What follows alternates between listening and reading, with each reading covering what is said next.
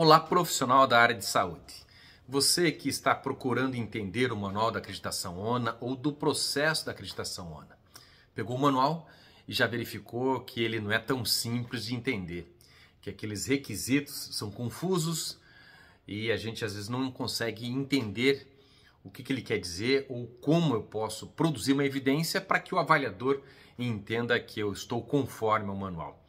Então, se você está interessado nesse processo de acreditação, quer saber mais sobre isso, sobre o manual, sobre como é que funciona, como que eu devo me comportar dentro de uma avaliação, dentro de uma auditoria, se você efetivamente passou por um processo de acreditação, de certificação de qualidade, está com dúvida no relatório, se você vai participar de uma acreditação, está com dúvida, você chegou ao canal certo.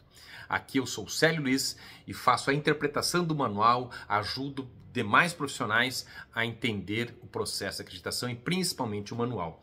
Aqui a gente faz uma dedicação do nosso tempo para ajudar vocês a fazer essa interpretação de todas essas nuances relacionadas à acreditação.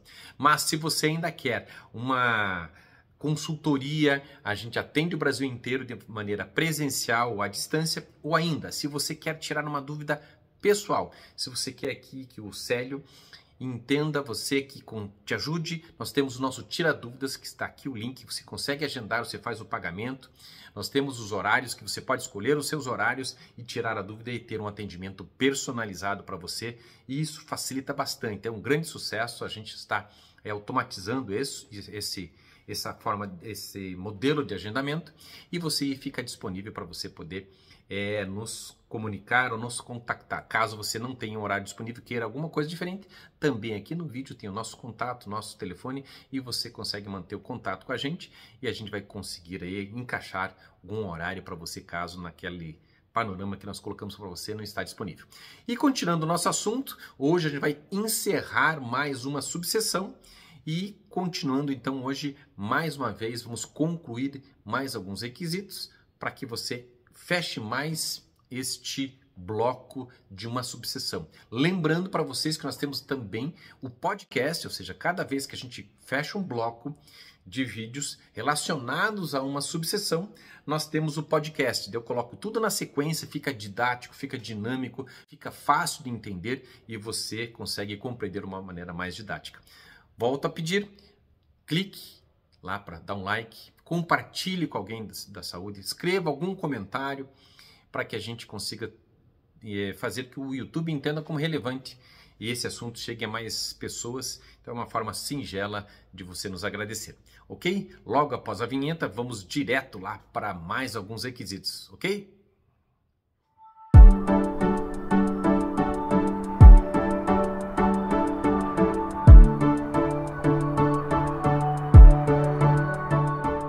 Estamos interpretando o Manual da Acreditação ONA, NA de Serviços Hospitalares, sempre lembrando que a gente vai tentar passar o maior número possível de exemplos, mas caso tenha uma dúvida pontual, a gente consegue responder para vocês dentro lá dos comentários, pessoal. Vamos então ao primeiro requisito do dia de hoje. Requisito 11. Registra as informações do paciente cliente, incluindo solicitação do serviço ou motivo de transferência interna e externa. Basicamente, pessoal, tem que estar registrado. Por que eu estou transferindo lá o paciente da UTI para a unidade de internação ou da unidade de internação para a UTI? Tem que ter motivo. Se eu estou trocando de unidade de internação, se eu estou dando alta, qual que são os motivos? Então, está lá o prontuário. O prontuário é a fonte principal dessas informações. Lá que você vai produzir esse resumo dessas informações, lá que vão estar todas as informações. Então, se a transferência for uma transferência interna, fica fácil, porque está lá no prontuário e todo mundo tem acesso a esse prontuário. Então, é importante descrever essas condições clínicas do paciente, entendeu? Quais são os cuidados, tem precaução de contato, se não tem. Então, essa transferência, alguns cuidados têm que estar bem claros dentro dessa transferência, né? Ou seja, o motivo da transferência, desde que seja interna, como falei para vocês, se for externa, né, nós temos que ter esse registro dessa transferência. Eu não posso simplesmente transferir esse paciente e não ter nenhuma evidência, uma prova de como esse paciente foi entregue em determinados hospital ou serviço de contra-referência. Então, basicamente, a evidência você vai descrever através dos seus procedimentos como que é feita essa transferência, quais são os critérios mínimos necessários, ou seja, o mínimo que tem que ter nessa transferência, e principalmente, né, as evidências que o auditor vai olhar é o prontuário, é o registro de transferência, e principalmente as condições clínicas de saída e de chegada, ou seja, eu transferi um paciente da UTI, eu vou pegar exatamente os mesmos dados vitais que estavam lá no UTI, ou eu vou pegar agora os dados vitais do meu local? Se eu estou transferindo esse de um hospital para outro, quais são as condições clínicas desse paciente a partir do momento que está saindo do hospital, enquanto ele está na dependência desse hospital e quando está chegando lá? Eu preciso ter esses dados dessas condições clínicas desse paciente e, principalmente, como é que eu sugiro para vocês de evidência um recibo, ou seja, quais são as condições clínicas que eu entreguei esse paciente lá no outro hospital? Quais são as condições clínicas que eu entreguei lá num serviço de contrarreferência? Internamente, normalmente, a gente já tem isso claro, né? Ou seja, normalmente é feito por um sistema. Então, a dica é ficar um formulário de transporte, no caso do paciente externo, isso pode funcionar justamente com recibo. Né? O formulário de transporte ou recibo funciona muito bem para esse registro de informações do paciente cliente, ok? Vamos para o próximo requisito? Requisito 12 é um requisito core. Define canais de comunicação entre equipes e serviços que permitam a transição do cuidado de forma segura. Pessoal, passagem de plantão, simples assim, passagem de plantão. Ou seja, quando ele coloca, né, qual que são as formas de comunicação, por telefone, por e-mail, prontuário, ou seja, de que maneira eu faço essa passagem de plantão, essas transferências internas do paciente. Né? Você vai definir através dos procedimentos, através dos formulários, e qual que é a evidência básica é a troca de plantão. Como é que se faz essa troca de plantão no hospital? Quais são os dados que você passa? O que você passa? Tomar muito cuidado, outros tipos de serviço, por exemplo, se eu tenho lá um serviço de radioterapia e entra um paciente na troca de turno, eu preciso saber o que já foi feito com o paciente, né? O que vai ser feito com esse paciente. Então, a troca de plantão, principalmente quais são os dados. Então, o que eu vou evidenciar? Quais são os dados mínimos necessários que quem está assumindo o plantão tem que saber? Quais são os dados mínimos necessários que a equipe que está saindo deve passar sobre aquele paciente? Percebe? Então, tem que ter uma passagem de plantão. E aí você vai definir como é que você vai fazer isso, através do formulário, através do sistema. Tem que certas situações. Eu posso definir que a troca de plantão é que a equipe que saia faça um registro no formulário, no prontuário? Pode. E que a equipe que assuma faça a leitura, a evidência, coloque uma evidência que ela tomou conhecimento disso, eu posso fazer isso também. Então, basicamente, é isso que você vai definir nesse requisito, pessoal, ok? Vamos para o próximo requisito? Requisito 13. O requisito 13, de novo, ele complementa, por isso tudo ter colocado num padrão só, né, pessoal? Então, registre e compartilhe com os pacientes clientes e acompanhantes, os encaminhamentos necessários à continuidade da assistência. Pessoal, é a orientação do paciente, tanto para ele quanto para o acompanhante. Então, como é que eu vou evidenciar? Eu vou descrever no procedimento como é que eu faço isso, se eu uso algum formulário, eu vou definir um fluxo, se eu for usar o fluxo, e basicamente o que o próprio manual sugere, né, o registro do prontuário das orientações aos pacientes e cuidadores, a orientação de alta, cartilhas de orientação de alta, a entrevista dos pacientes e cuidadores acerca das instruções fornecidas, ou seja, você pode colocar lá no prontuário todas essas informações. Ou seja, eu vou registrar que foram passadas essas informações para o paciente em relação a esse tipo de situação. O que eu sugiro para vocês em relação a isso? Basicamente, pessoal, todo esse requisito aqui é isso. Como é que eu oriento a continuidade do serviço? Como é que eu oriento esse paciente? Né? Eu vou fazer todas essas informações. Qual que é a minha dica? Um folder. Né? Eu coloquei um folder versus A4 versus TI. O que eu estou sugerindo para vocês? Que o próprio sistema de informações, você já coloque máscaras, né? Ou seja, faça um folder. E esse folder, pessoal, não precisa ser um folder que você vai mandar fazer numa gráfica. Isso pode ser uma folha de A4, com timbre, com rodapé, com folhas de contato do hospital. Ou seja, você pode colocar as dicas para cada situação. Tudo que se deve fazer, quais são as orientações desse paciente. Aqui não estou falando de receituário, são orientações gerais. De repente, você pode imprimir, está dando alta para o paciente, se imprime isso, entrega para o paciente, e você vai definir que isso é o procedimento padrão você imprimir um folder lá no seu sistema de informação. Você pode combinar lá com a TI. Bom, estou dando alta de um paciente que tem uma cirurgia do ombro, como eu aqui. Qual é o folder que eu vou utilizar para esse paciente? Então, eu posso, mas se eu não consigo padronizar, porque tem várias situações. Crie várias máscaras, vários folders. Dependendo do tipo de situação, você vai escolher aquela que é mais adequada. Então, assim, sucessivamente para as demais situações. Então, basicamente é isso. Como é que eu compartilho essas informações para ter o quê? Segmento a continuidade da assistência desse paciente, ou seja, que o pós-cirúrgico, que o pós-alta não comprometa todo o trabalho que foi feito antes, ok? Vamos para o próximo requisito? Requisito 14, também um requisito core. Então, vamos lá. Demonstra para acesso aos diferentes serviços fluxo preferencial para os protocolos assistenciais baseados em risco e prioridades previstas em lei. Então, veja bem, aqui nós temos duas coisas a serem atendidas nesse requisito, baseadas no risco e nas prioridades previstas por lei. Então, lógico, o que ele se refere? É o fluxo de priorização de acesso ao serviço. Deve ser considerado o risco do paciente e, ao mesmo tempo, as necessidades previstas em lei. Então, e ele fala aqui, pessoal, prestem bem atenção, o pessoal passa batido aqui nesse item. Recomenda-se a utilização de critérios objetivos para a definição de prioridades. Então, aqui, quais são as evidências que eu vou dizer? Você vai definir um procedimento, como é que funciona, se for o caso, você vai utilizar formulário, fluxo, mas basicamente quais são os critérios de atendimento baseados em risco e segundo os protocolos assistenciais e as prioridades previstas em lei. Célio, como é que eu faço isso? Primeiro, quais são as dicas? Fluxo de prioridades. Qual que é o fluxo de prioridade? Como é que eu traduzo isso de maneira objetiva? Ou seja, de que maneira? É o fluxo de prioridade versus atendimento normal. Esse atendimento normal, o que eu preciso definir? Então, imagine, eu tenho um idoso, 75 anos, e tem outro idoso, 75 anos.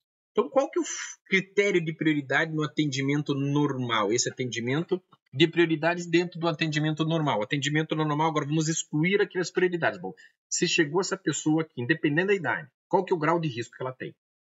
Bom, então, independente da idade, ela tem um grau X. Bom, mas agora é o seguinte, eu também tenho a prioridade. Bom, eu tenho dois idosos, qual que eu vou atender primeiro? Então, eu preciso colocar eles nessas prioridades. Mas aí que tem que tomar um cuidado, pessoal, porque imagina o seguinte, se naquele momento só tem prioridade, só tem idoso, aí o jovem não vai ser atendido? Então, percebe? Então, nesses critérios objetivos, nós temos que definir quais são os critérios de chamar esse paciente para dentro da instituição. Quais são os critérios? Porque senão o jovem não vai ser atendido. Nunca. Então, ele vai ficar lá muito tempo. Então, qual que é o critério dessa prioridade? Qual que é o critério matemático? Isso você vai ter que parametrizar lá dentro do teu sistema. Então, espera um pouquinho, porque nós também temos as prioridades daquele atendimento que não tem... Nós temos riscos, melhor falando, daquelas dentro das prioridades. E nós temos riscos intra e extra prioridades. Ou seja, eu preciso definir lá dentro da recepção qual que é o fluxo. Bom, chegou aqui um idoso. Bom, ele está no risco ou não está no risco? Bom, espera um pouquinho. Então, se ele é uma prioridade, ele vai receber um critério de objetividade para ser atendido. Então, ele imagina que ele vai receber uma nota. Né? Bom, ele vai receber o número tal em função dele da prioridade que é a idade. Bom, agora eu vou fazer o risco, a gestão de risco dele. Bom, isso determina um número. Percebe que eu consigo combinar números. Eu vou dizer assim, bom, um idoso até de 65 anos a 75 anos, ele vai receber o número, por exemplo, um grau 1. Percebe? Bom, o idoso de 75 anos até 85 anos, ele vai receber um grau 2. O de acima de 85 anos vai receber o grau 3. Bom, beleza, tem um grau. Agora eu posso dizer o seguinte, bom, agora eu vou analisar o risco desse paciente. E posso determinar matrizes matemáticas para que eu consiga atender todos com um critério objetivo e não chegar lá, entendeu? Eu postergar o atendimento do jovem, postergar o atendimento do idoso, porque eu estou misturando as classes, misturando as prioridades, percebe? Então, a prioridade sempre vai ser a vida, mas eu preciso definir dessas prioridades qual que eu priorizo dentro de um critério objetivo. E você pode determinar isso, fica a nossa grande dica aí, ok? Vamos para o próximo requisito? Requisito 15. Estabelece, implementa e mantém critérios para admissão e transferência de pacientes clientes para unidades especializadas e de tratamento intensivo. Então aqui, pessoal, basicamente, quais são os critérios de internação, de transferência alta para essas unidades especializadas. a transferência da UTI, como é que eu devo transferir para a UTI, onde é que eu vou definir, lógico, pela complexidade e risco do paciente. E aí entra a história clínica, o exame físico, exames laboratoriais, o diagnóstico, a classificação de risco, o estado do paciente, a necessidade de cuidados, o nível de dependência da enfermagem, a situação atual do paciente. Então, é a complexidade que você vai definir. E onde é que você vai definir quais são esses critérios? Quais são esses critérios? Através dos procedimentos, através do quê? Dos protocolos clínicos. Que você vai definir quais são os critérios de admissão e transferência para essas unidades especializadas. Quais são as descrições do prontuário, né? Dentro desse procedimento, né? A descrição do prontuário que motivar nessa transferência. Ou seja, bom, agora eu posso dar alta desse paciente da UTI para o leito, para a unidade de internação. Quais são os critérios? Opa, então é alta do médico, é alta clínica, alta do médico, bom, o médico deu, beleza. Agora eu estou bom, os dados vitais estão ok, estão estabilizados, eu já fiz a higiene do paciente. Ou seja, quais são os fluxos técnicos que eu tenho ali dentro? Quais são os fluxos operacionais e quais são os fluxos administrativos que eu tenho para fazer essa transferência para situações especializadas? Percebe? Eu tenho também critérios administrativos que eu devo fazer essas transferências. Então, uma vez definido quais são esses critérios lá no procedimento, através do protocolo, fica uma dica é criar máscara. Ou seja, a hora que você vai transferir no prontuário, você copia e cola uma máscara dentro do seu sistema para que você atenda e não esqueça os critérios mínimos, tá, pessoal? Você pode colocar lá, esse que é o mínimo. Eu posso acrescentar outros, que podem variar. Então, mas minimamente eu preciso dessa segurança. Aí você define através de uma máscara, ou seja, faz lá no Word, define esse padrão dessa máscara e utiliza essa máscara lá dentro do teu sistema de informação, copiando e colando e preenchendo com os dados necessários. Fica uma dica bem legal, ok? Vamos para o último requisito de hoje, o último requisito da nossa subseção. Vamos lá? Requisito 16. Então, analisa e avalia os riscos relacionados à gestão de acesso e estabelece ações de prevenção e mitigação. Pessoal, aqui basicamente é um mapa de risco e contingência, não tem muito mais o que falar aqui. Então, basicamente, já estava definido lá na gestão de segurança e qualidade que você vai ter que fazer um mapa de risco. Então, basicamente, é um mapa de risco que a gente faz lá na gestão de acesso. Tudo que pode dar errado nesse processo, nessa subseção, então a gente vai definindo tudo isso de acordo com todas as aulas dos vídeos que eu passei para você. Nós vamos definindo lá o mapa de risco, né? E principalmente definindo esse mapa de risco, você vai atender esse requisito. E a minha dica fica o quê? Fica aqui, definindo o mapa de risco, que o MR é o mapa de risco com a gestão de ocorrência. Lembrando sempre que na gestão de risco, a gestão de ocorrência retroalimenta o mapa de risco. Eu vejo muita instituição da área de saúde faz o mapa de risco, faz a contingência e começa-se a anotar as ocorrências e não retroalimenta o mapa de risco. Lembra que o mapa de risco, se a gente utilizar o FME ou qualquer outra ferramenta, ele tem lá um NPR, ou seja, se estou aumentando a frequência de ocorrência de um determinado risco, muito provavelmente o NPR dele vai mudar, ou seja, esse risco pode estar mudando de posição. Então, basicamente, esse último requisito dessa subseção é definir o mapa de risco, a sua prevenção, a sua contingência e a gestão de ocorrência para retroalimentar todo esse processo dentro desta subseção, ok? Esta é a última análise dessa subseção. Encerramos aqui mais um bloco, encerramos mais alguns comentários.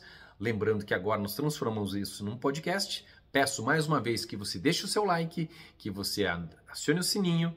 E se você também quiser tirar a sua dúvida de maneira particular, nós temos aqui descrito a forma que você pode agendar. Nós temos horários disponíveis, você pode comprar lá com um cartão de crédito, ou se você quiser pagar por Pix com um desconto, ou você quiser algum horário diferente que não está lá disponível para vocês, é só manter contato com a gente via e-mail ou via número de WhatsApp que está aqui embaixo descrito ou nas descrições desse vídeo, que nós teremos o imenso prazer de ajudá-lo nessa jornada da acreditação. Ok, pessoal? Até o próximo vídeo!